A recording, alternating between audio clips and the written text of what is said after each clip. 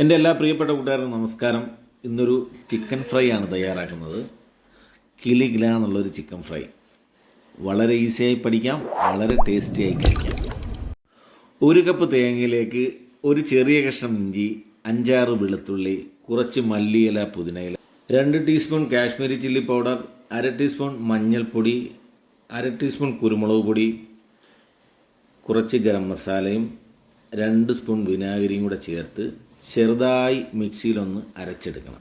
ഇനി ഒരു പാത്രത്തിലേക്ക് ഒരു 3 സ്പൂൺ അരിപ്പൊടി, പുട്ടിൻ്റെ പൊടിയാണെങ്കിൽ വളരെ നല്ലത്, അതും അതിലേക്ക് ഒരു മുട്ടയും നേരത്തെ തയ്യാറാക്കി വെച്ചിരിക്കുന്ന അരപ്പും ചേർത്ത് ആവശ്യത്തിന് ഉപ്പും 2 സ്പൂൺ വെളിച്ചെണ്ണയും ചേർത്ത് നന്നായി കൂട്ടി യോജിപ്പിച്ചിട്ട് ഈ മസാലയിലാണ് നമ്മൾ ചിക്കൻ ഫ്രൈ ആക്കി എടുക്കുന്നത്. അതിനായി 1/2 കിലോ ചിക്കനാണ് ഞാൻ എടുത്തിരിക്കുന്നത്. എല്ലുകളില്ലാത്ത ചെറിയ കഷ്ണങ്ങളാക്കിയ ഈ ചിക്കൻ എടുത്ത് ഈ മസാലയിൽ നന്നായി കൂട്ടി യോജിപ്പിച്ച് 1/2 മണിക്കൂറോ 1 മണിക്കൂറോ റെസ്റ്റ് ചെയ്യാൻ വെക്കുക. അപ്പോൾ ഈ ചിക്കനകത്ത് മസാലയൊക്കെ പിടിച്ച് നല്ല ഏകദേശം 1 മണിക്കൂർ കഴിഞ്ഞിട്ടുണ്ടെങ്കിൽ ഫ്രൈ ആക്കി എടുക്കാം.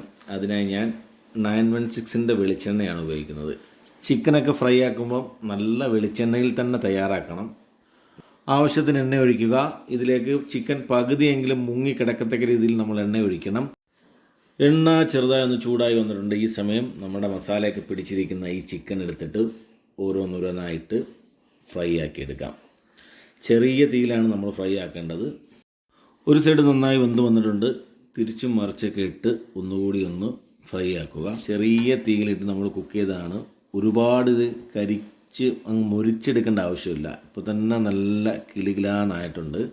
കുറച്ച് കറിവേപ്പിലയും ഇഞ്ചിയും വെളുത്തുള്ളിയും എല്ലാം കൂടെ ഇതിൻ്റെ കൂടെ ഒപ്പം ഇട്ടൊന്ന് ഫ്രൈ ആക്കി കോരിഞ്ഞെടുക്കണം. ബാക്കിയുള്ള ചിക്കനോട് ഇതുപോലെ ഫ്രൈ ആക്കി എടുക്കാം. ആവശ്യത്തിന് വേണമെങ്കിൽ കുറച്ച് എണ്ണയും കൂടെ ഒഴിച്ചു കൊടുക്കണം.